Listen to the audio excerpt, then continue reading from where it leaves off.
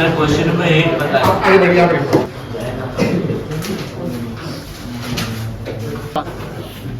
Sir question number 8 था नहीं आज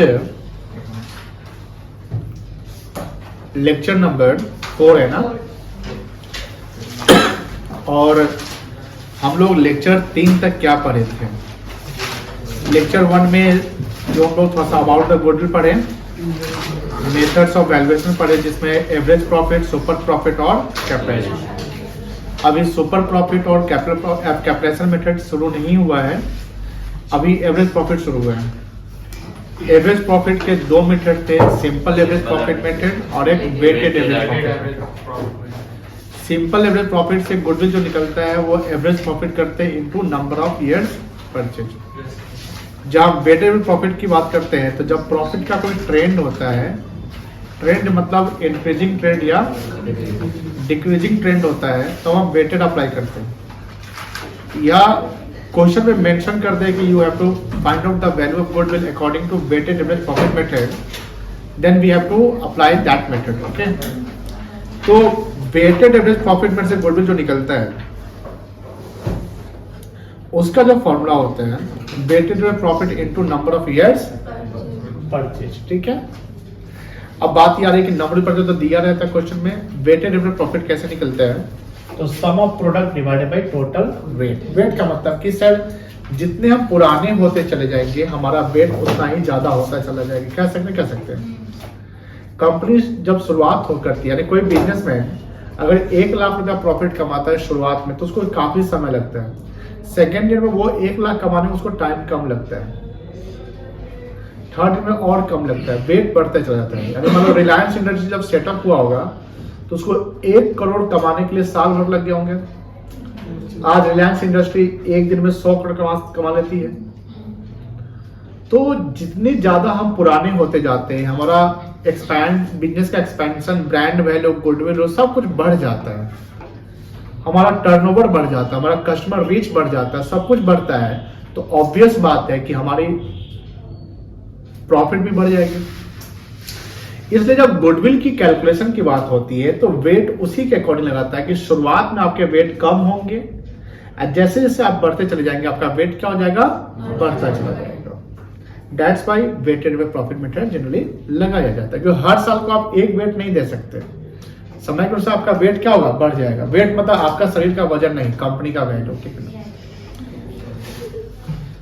जिसपे एक एग्जांपल था, जैसे देखो यहाँ पे एग्जांपल को हम रिवाइज कराते हैं। Calculate the value of goodwill of 3 years purchase, तो नंबर ऑफ परचेज दिया हुआ था, of the 4 years weighted average profit. अब ये 4 साल का वेट देखो, जो सबसे लास्ट में यानी करेंट ईयर के पास रहेंगे तो मेरा वेट ज्यादा है, उससे पहले कम, शुरुआत में 1 हो गया तो 1 2 3 4 ये वेट दिया हुआ है। ये 4 साल का प्रॉफिट है, कहीं भी लॉस नहीं है। और प्रॉफिट देखो 50 60 80 1 लाख, क्या ट्रेंड है ये प्रॉफिट का? कौन सा ट्रेंड है? इंक्रीजिंग ट्रेंड है। तो हमने ये प्रॉफिट लिया, ईयर 1 का वेट 1 था, ईयर 2 का 2, ईयर 3 का 3, ईयर 4 का 4। अब प्रोडक्ट जब निकलता है तो प्रॉफिट इनटू वेट करते हैं तो प्रोडक्ट आ जाता है। 50 का गुणे 1 ये हो गया, तो ये टोटल प्रोडक्ट आ गया, 100 प्रोडक्ट कर दिए तो ये टोटल आ गया, और इसका टोटल वेट कितना होगा, तो 10 होगा। तो वेटेड प्रॉफिट कैसे निकलेगा, 8 लाख 10 का डिवाइडेड बाई 10 करेंगे तो 81,000 आ जाएगा। 3 इयर्स परचेज था तो 3 से गुना कर लेंगे तो ये क्या आ जाएगा, गुडविल आ जाएगा, कोई दिक्कत नहीं है। उसके बाद कल का जो लेक्चर था उसमें हम लोग प्रॉफिट जब निकालते हैं, मान लो गुडविल जैसे निकालते हैं, तो गुडविल के लिए हमको प्रॉफिट चाहिए। गुडविल के लिए क्या चाहिए, तो प्रॉफिट जो पीएल अकाउंट से नेट प्रॉफिट आता है उसमें कुछ ऐसे एक्सपेंस या इनकम डाले रहते हैं जो एबनॉर्मल या एक्स्ट्रा ऑर्डिनरी होते हैं। तो जो एबनॉर्मल या एक्स्ट्रा ऑर्डिनरी होते हैं उसको हम रीएडजस्ट करते हैं। रीएडजस्ट मतलब रिवर्स करना पड़ता है कि किसी भी एक्सपेंस के कारण अगर प्रॉफिट घट गया है तो हमको रिवर्स करके प्रॉफिट बढ़ाना पड़ जाएगा। किसी इनकम के या किसी एक्सपेंस के कारण मेरा प्रॉफिट अगर बढ़ गया है तो रिवर्स करके क्या करना पड़ेगा, कम करना पड़ेगा। बट सारे आइटम को नहीं, जो एबनॉर्मल या एक्स्ट्रा ऑर्डिनरी है जो हम लोग यहाँ पर डिस्कस किए थे, कोई दिक्कत नहीं है, यहाँ तक हम कर लिए थे। इस पर एक एग्जाम्पल भी था, एग्जाम्पल को हमने डिस्कस भी किया था कि अक्कर बक्कर 2 पार्टनर है, तीसरा पार्टनर बॉम्बे आता है, और बॉम्बे जब आता है तो 3 गुडविल का वैल्यूएशन करना पड़ता है। 3 years purchase of 5 years। ये 5 साल का एवरेज प्रॉफिट, सॉरी 5 साल का प्रॉफिट है, जिसमें 1 साल में क्या है लॉस है, और नीचे 2 एडजस्टमेंट देता है। तो बोलता है कि 2019 ये कैलेंडर ईयर है, इसे क्या है 2019 यानी इस साल में। अब मशीनरी ऑफ 1 लाख, मशीनरी पे खर्चा कैपिटल गुड्स हो गया। अब कैपिटल एक्सपेंडिचर चलाएगा तो एसेट्स माना जाएगा। तो उसको हम कहाँ दिखाएंगे, बैलेंस शीट में, पीएल में वो नहीं दिखेगा। हैज बीन डेबिटेड टू, यानी कैपिटल एक्सपेंडिचर को आपने रेवेन्यू मान लिया। क्या मान लिया, इससे प्रॉफिट क्या हो गया, घट गया। पीएल में डेबिट कर दिया तो प्रॉफिट क्या हो गया, रिवर्स करके प्रॉफिट क्या करेंगे, तो 1 लाख इसमें जुड़ जाएगा। तो माइनस 12,000 प्लस 1 लाख कितना आएगा, 88,000 आएगा। लेकिन जब मशीनरी हम बैलेंस शीट में दिखाएंगे तो उसमें हर साल डेप्रिसिएशन भी चार्ज करना पड़ेगा ना। यहाँ लिखता है कि डेप्रिसिएशन 10% पर मंथ क्या है, WDV, घटते हुए, रिड्यूसिंग बैलेंस मेथड कहते हैं उसको, या डिमिनिशिंग बैलेंस मेथड भी कहा जाता है। तो ये काम हमने कर लिया। उसका ओपनिंग स्टॉक 10,000 था, ओवर वैल्यू था, मतलब कि ओपनिंग स्टॉक ज्यादा था। तो ओपनिंग स्टॉक पीएल में डेबिट करते, ट्रेडिंग में डेबिट करते हैं। तो ओपनिंग स्टॉक ज्यादा है तो ट्रेडिंग में डेबिट साइड ज्यादा है, तो डेबिट साइड ज्यादा होता है, खर्चा प्रॉफिट क्या होगा, कम होगा। तो रिवर्स करके प्रॉफिट को क्या करना पड़ेगा, किस साल करेंगे, 2022 में। अब यही पर यहाँ पर हमने प्रॉफिट लिया 5 साल का, इसमें इस साल में लॉस था। कैपिटल में 2019 में 1 लाख रुपया जोड़ दिए, कोई दिक्कत नहीं है। और डेप्रिसिएशन हर साल आप माइनस करेंगे, डेप्रिसिएशन हर साल क्या करेंगे, घटते हुए माइनस करेंगे। इसका वर्किंग हम यहाँ पर करा दिए थे। कहाँ जी, कैसी है, 2019 में 1 लाख का मशीनरी था, उसके 10,000 डेप्रिसिएशन चार्ज हुआ तो इसका वैल्यू कितना आ गया, अभी तक 90,000 तो 9,000 लगेगा, घट के इतना आ जाएगा, इसका 400 घट के इतना आएगा। कोई, तो ये डेप्रिसिएशन हर साल का हुआ, तो यहाँ पर डेप्रिसिएशन हर साल 10,000 ये लग गया, कोई दिक्कत नहीं है। फिर ओपनिंग स्टॉक ओवर वैल्यू था जिस साल, उस साल प्रॉफिट बढ़ा देंगे।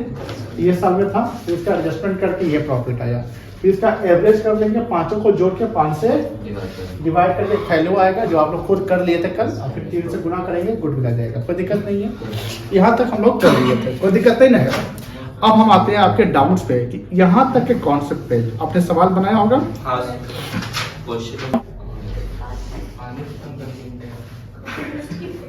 चलिए देखिए, क्वेश्चन नंबर 8, ये अच्छा सवाल है।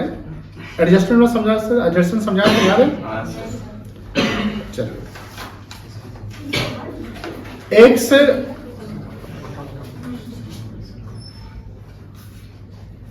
X and Y are partners sharing profit and loss in the ratio 3:2।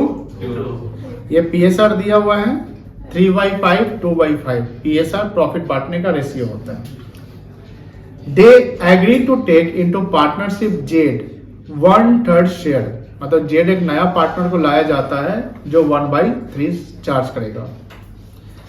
For this purpose, अब Z के आने का एक पर्पस बन गया कि Z आ रहा है, तो Z नए बिजनेस में आ रहा है कि पुराने बिजनेस में आ रहा है।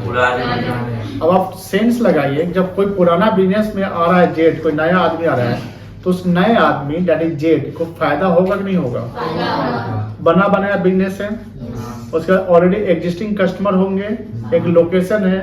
तो Z जब आ रहा है तो फर्म के जितना बिजनेस पहले से कर रखा है वो प्रॉफिट कमाया होगा। तो उस प्रॉफिट जो फर्म कमाया हुआ उसके लिए वो कहेगा भैया तुम जो आ रहे हो ना, तो उसके तुमको गुडविल देना पड़ेगा। कैसे नहीं कर सकते हैं, ठीक है। चलिए, goodwill is to be valued at 2 years purchase.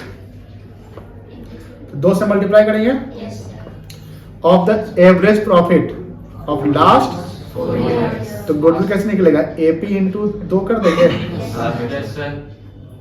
और AP निकालना है 4 साल के लिए। अब देखो, ईयर एंडेड 31 मार्च, ये मार्च लिख दिया है। मुझे बताइए फाइनेंशियल ईयर एंड है कि कैलेंडर ईयर है? तो ये 2019-20 में होगा, 20-21, क्योंकि ईयर एंड हो रहा है ना, एंड मतलब अंत हो रहा है, तो शुरुआत तो शुरू अप्रैल में हुआ होगा। अब यहाँ पर 1,50,000 का प्रॉफिट है, 1,20,000 का प्रॉफिट है, 1,80,000 का प्रॉफिट है, और जो 4th ईयर में 1,70,000 लॉस है, माइनस में है ना, कोई दिक्कत नहीं ना हो रही है। चलिए, अब बात ये आ रही है, ये लाइन देखिए, on 1 April 2022 one first April, आप बताइए ये 1 अप्रैल 22 है, ये कौन सा फाइनेंशियल ईयर है? कौन सा फाइनेंशियल ईयर है? बोलिए, नहीं पता है। आप बताइए, आपका नाम क्या था? मोनू।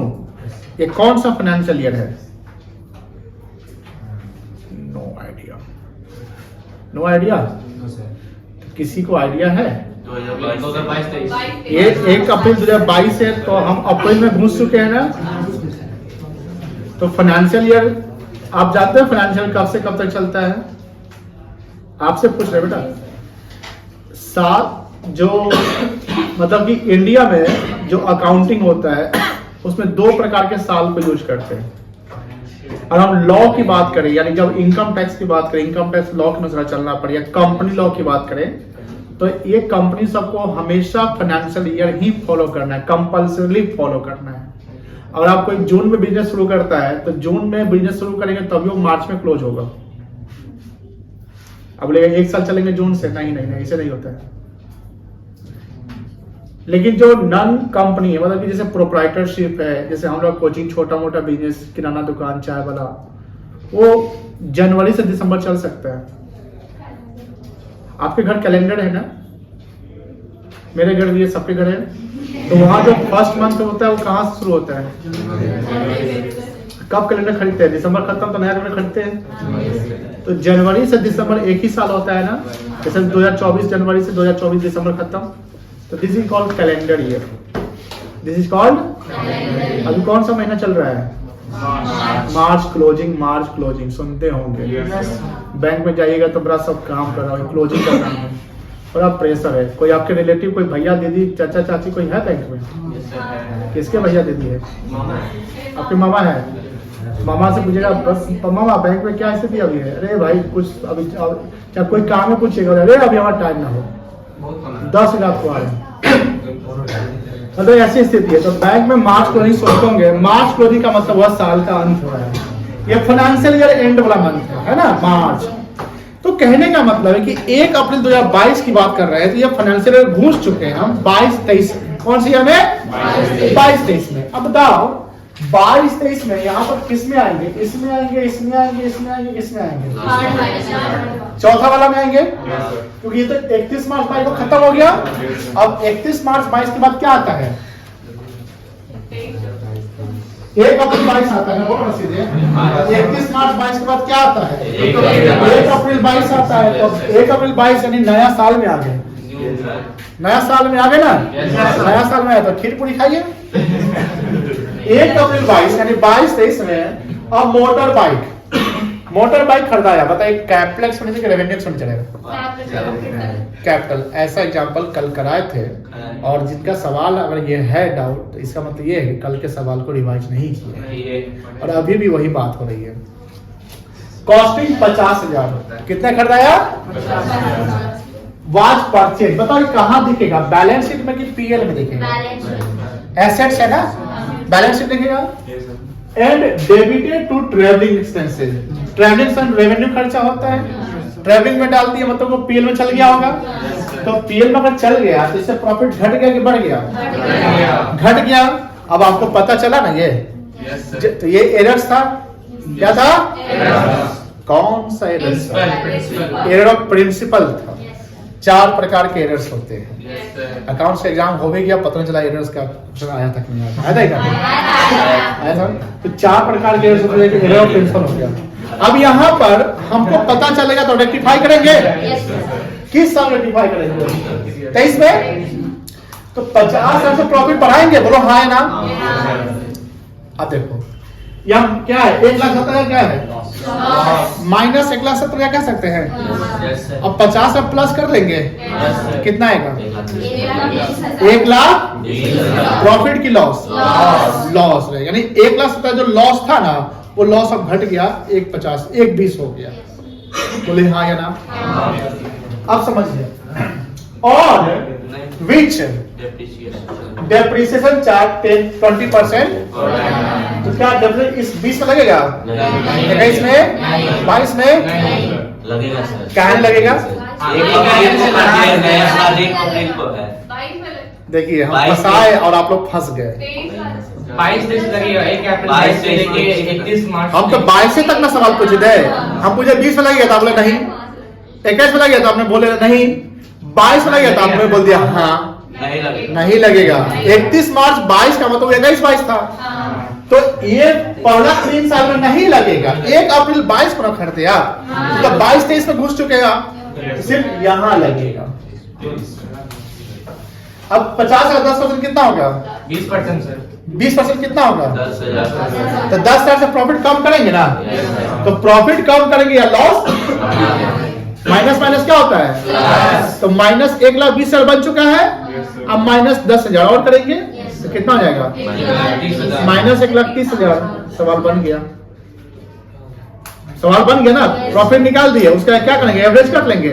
बताइए जो हमने एग्जांपल बताया था उससे आसान है कि नहीं? उससे आसान है कि नहीं? इसमें 21 साल का डेप्रिसिएशन है, इसमें ओपनिंग स्टॉक क्लोजिंग स्टॉक है ही नहीं है। इसका मतलब ये होता है कि आपने करते हैं। सर डेप्रिसिएशन आ गया सर। आइए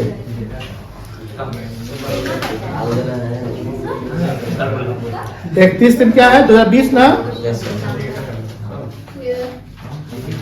21, 22, यही ना है बेटा? सॉल्यूशन नंबर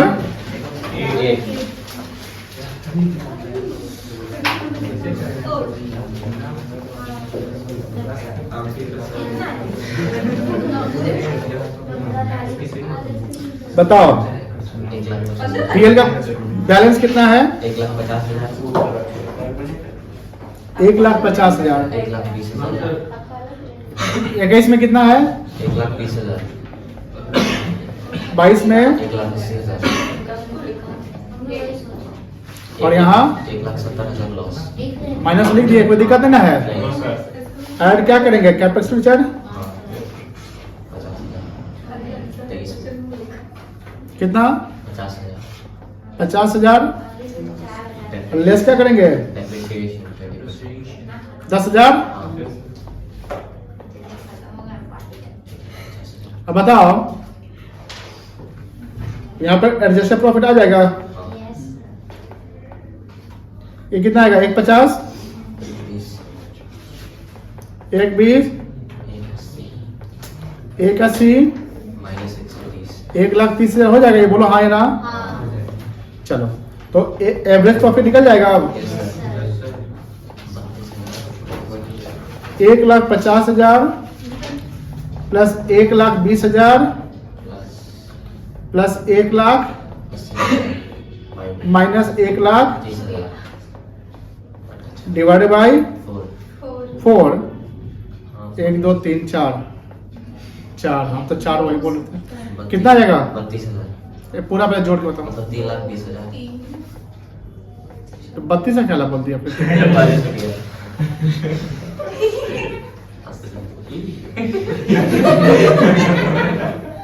80,000 हो गया।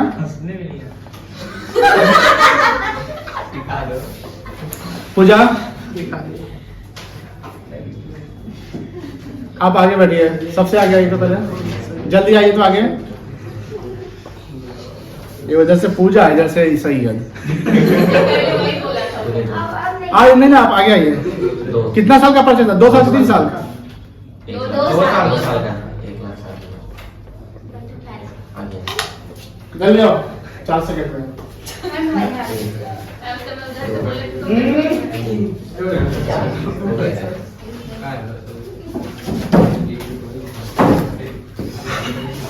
ग्रेवाल जी का है, क्या ये बना सकते हैं? हाँ सर, बना देखिए समझा देते हैं, बना लीजिए खुद से। ये तो बना चुके थे, यही से सब नहीं बनाया होगा। यही से कुछ। क्या स्क्रीन पर नजर डालेंगे सब लोग? दिव्या परचेज ज्योतिष बिजनेस, ये इसका गुडविल कहीं हो सकता है, पे करेगी with effect from 1 April 20।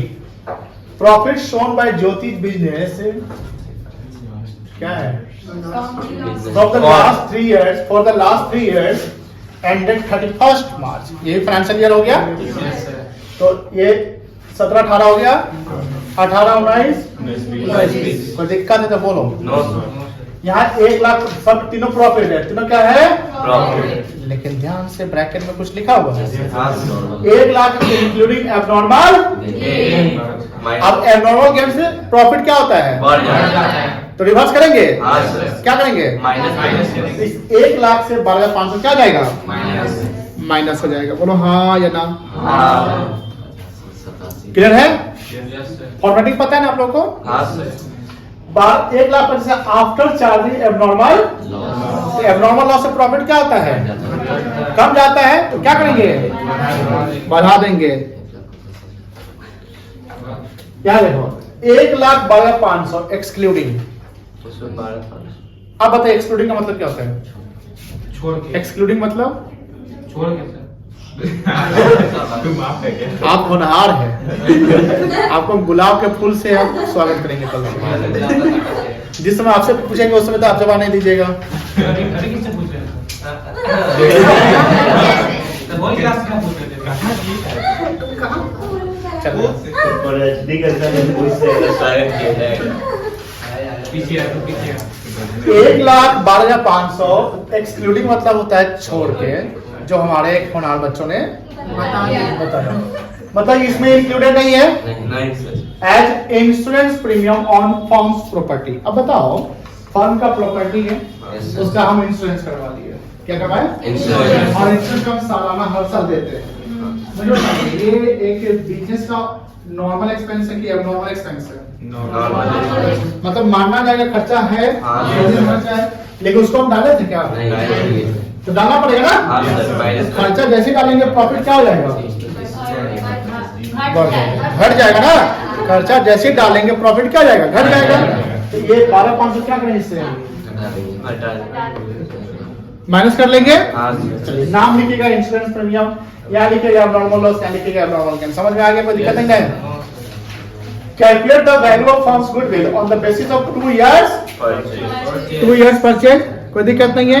of the average profit of last 3 years। अब फॉर्मेटिंग समझिए। फॉर्मेटिंग जो अभी क्वेश्चन बना है ना, ऐसे फॉर्मेटिंग करेंगे। जैसे देखो यहाँ पे, यहाँ लिख लीजिएगा 3 साल। बोलो हाँ ना।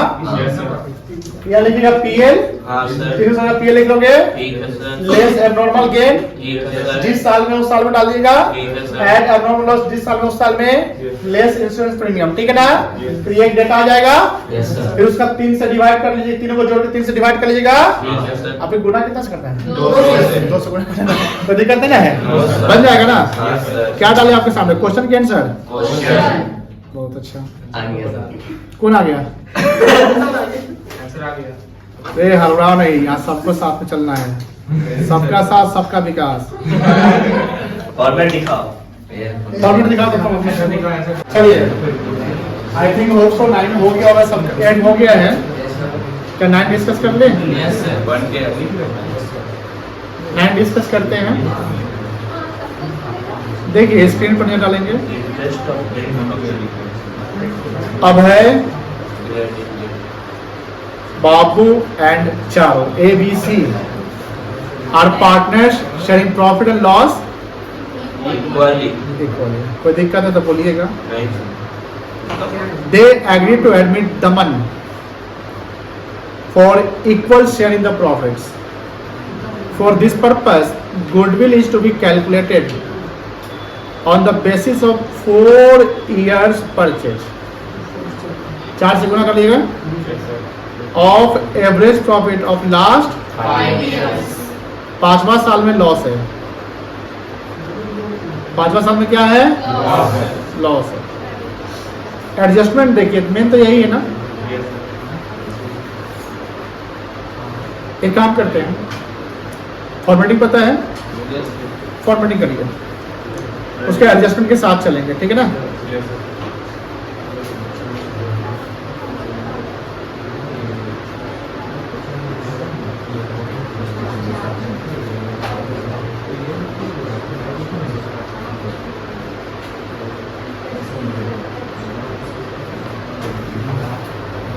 देखो लिखो, गुडविल निकालेंगे,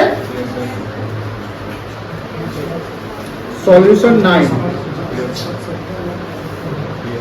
एक काम करिए, पंखा बंद करके आ जाइए काइंडली।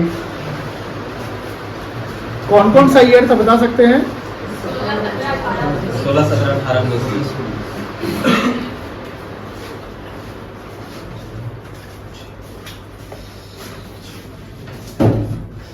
5 साल है ना।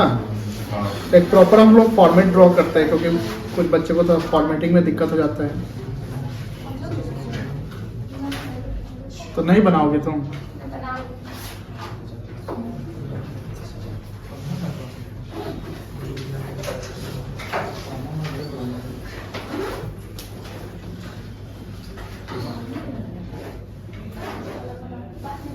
हो गया 16, 17 है ना।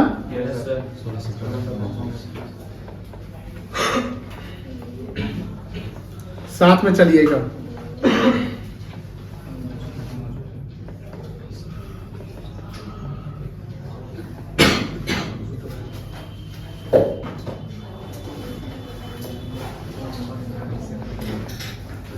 प्रॉफिट का बैलेंस कितना है?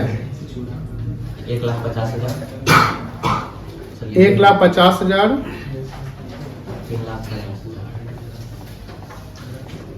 3,50,000, 5 5 लाख, लाख, 7,10,000 7,10,000 और 5,90,000 माइनस में। 5 लाख माइनस लिख सकते हैं। हाँ, कोई दिक्कत है तो बोलिएगा यहाँ पे। कोई दिक्कत नहीं है, कॉलम चलिए, कॉलम मान लीजिए।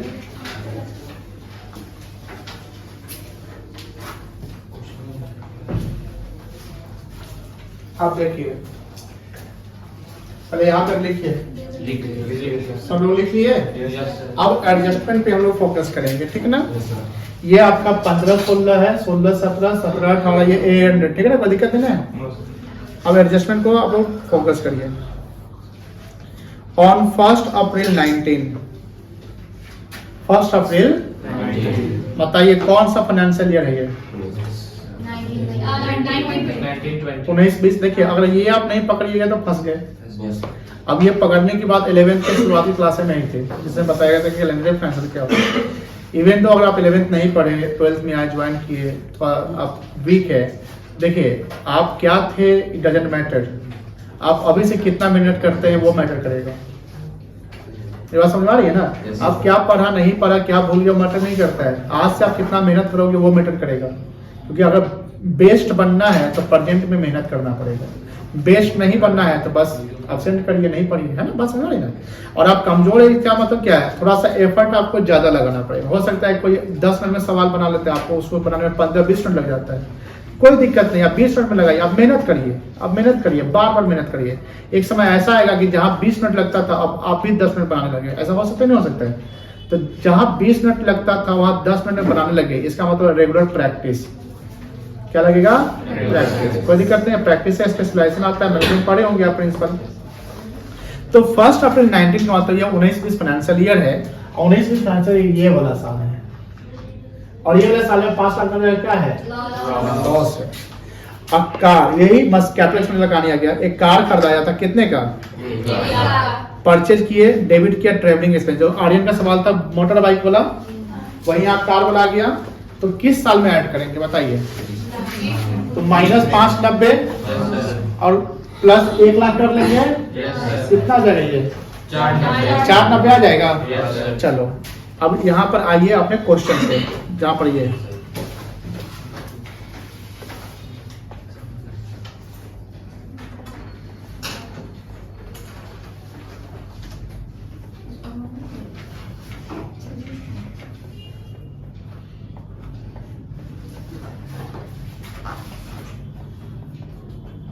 ₹1 लाख, कोई दिक्कत नहीं है।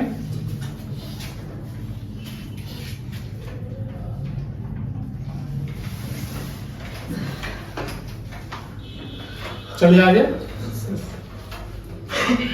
अब कार कैपिटल एसेट्स था तो उसका डेप्रिसिएशन चार्ज करने की बात हो सकती है। 25%। आगे देखिए, on which depreciation is to be charge 25%। तो डेप्रिसिएशन किस साल लगेगा? इसी साल लगेगा, 19-20 साल लगेगा। तो डेप्रिसिएशन लेस करेंगे प्लस करेंगे? डेप्रिसिएशन का स्पेलिंग पता है ना? 25 साल हो जाएगा। तो माइनस माइनस क्या होता है? प्लस। चलो बढ़िया है।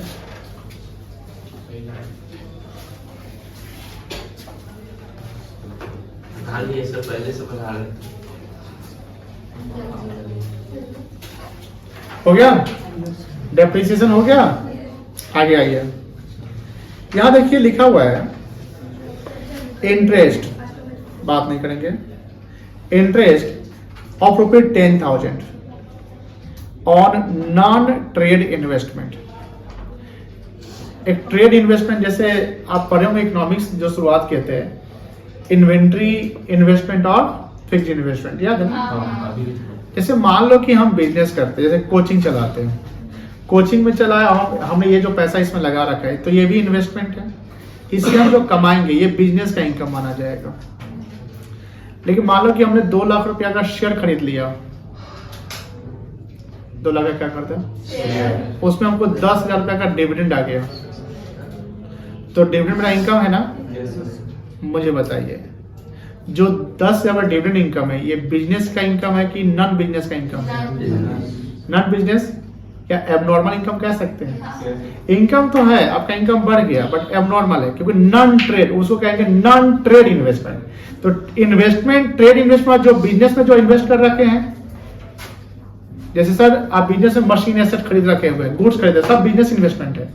लेकिन उस बिजनेस से कमा के आप कहीं और लगा दिए, जो आपका ट्रेड नहीं है, वो अब वहां से कमा रहे, क्या कहलाएगा? Non trade investment. अब नॉन ट्रेड इन्वेस्टमेंट पे इनकम जनरेट कर लिया आपने, कितना का? 10,000 का। तो बिजनेस इनकम नहीं होगा। तो वो इनकम जैसी माना तो प्रॉफिट क्या हो गया? रेक्टिफाई करेंगे? क्या करेंगे? कम करेंगे। It's credited to income for the year ended 31 और 19 एंड 20। तो ये 2 साल में करना पड़ेगा, 19 और 20 में। लेस करो।